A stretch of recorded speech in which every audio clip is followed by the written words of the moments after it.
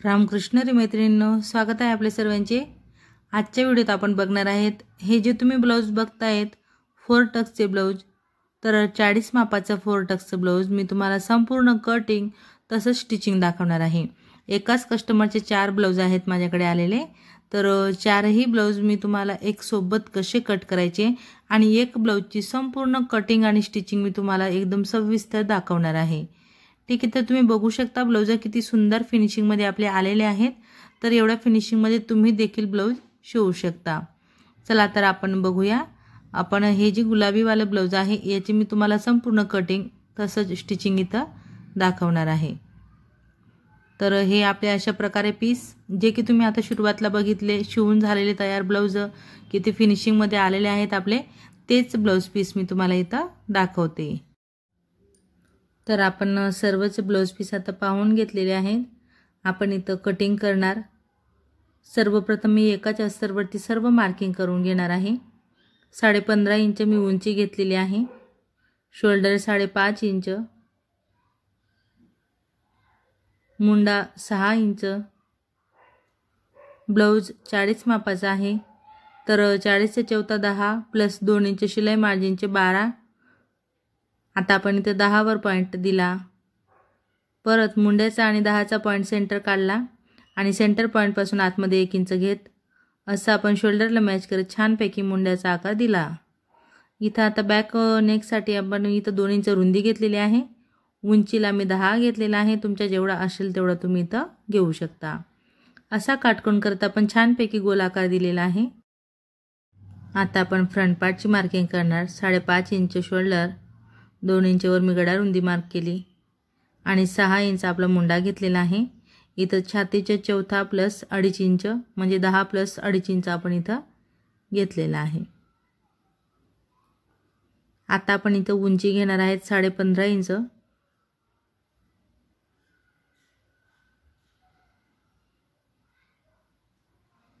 आता इथं आपण गडा घेणार आहेत 8 इंच। पुढचा गडा मी उंचीला घेतलाय, तुमच्या जेवढा असेल तेवढा तुम्ही घेऊ शकता।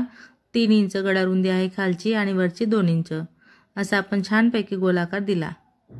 2.5 इंच आपली क्रॉस पट्टी आहे इथं घेतलेली, आपण क्रॉस पट्टीसाठी 2.5 इंच घेतलेला आहे। आता आपण ह्या बाजूला 1 इंच वर घेत क्रॉस पट्टीचा छानपैकी आकार दिलेला आहे। टक्स पॉइंट घ्यायचा आहे।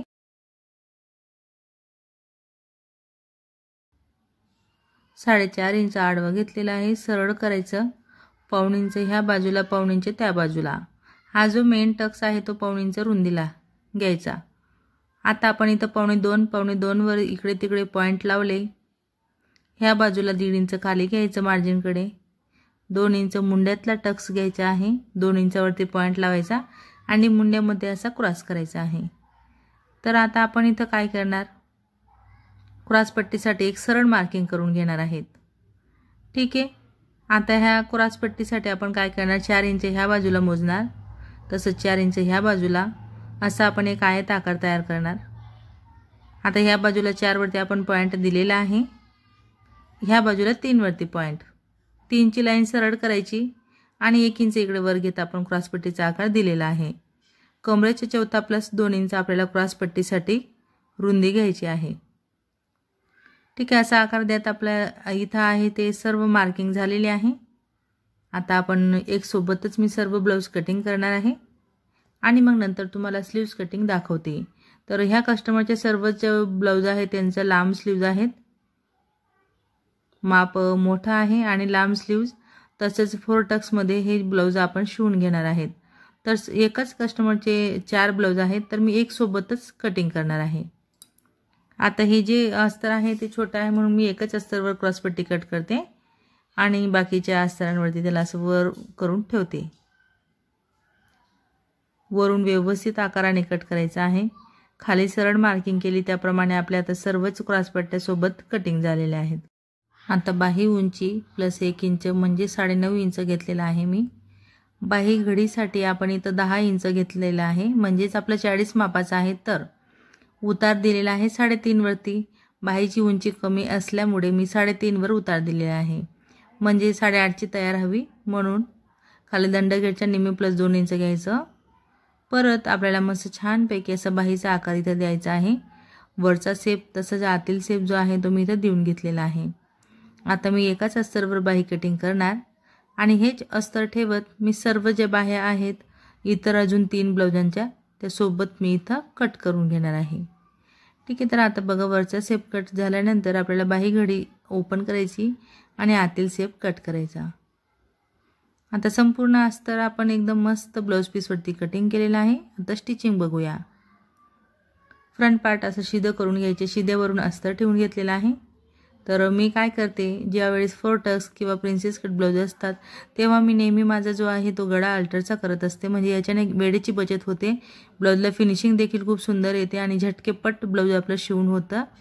तर त्यासाठी आपण अल्टर करून घेतलेला आहे। शिद्या कापडावर आपण अस्तर ठेवत गोल आकारात टीप टाकून घेतली आणि मस्त छानपैकी इथं कट लावत आता आपण संपूर्ण अस्तर अटॅच करून घेणार। दोन्ही पार्ट आपण इथं सेम तयार करून घेणार आहेत।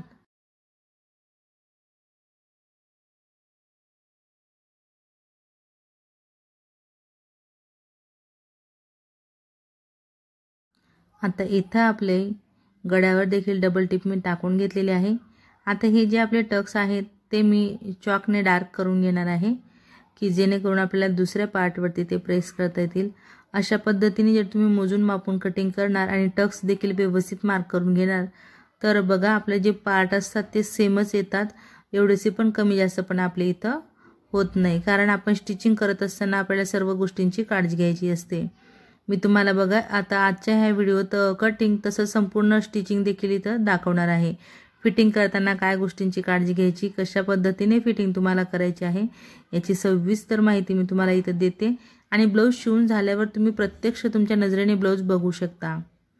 बघा किती सुंदर पफ तयार झालेला आहे, एकदम छान असा पफ क्रिएट झाला। आता आपण क्रॉसपट्टी लावायला घेतलेली आहे। अस्तरची सिंगल आणि मेन कापडची डबल अशी मी क्रॉसपट्टी इथं काढलेली आहे। तर आता आपल्याला रोल करायचा आहे आणि मेन कापडच आपल्याला असं डबलमध्ये करायचं आहे।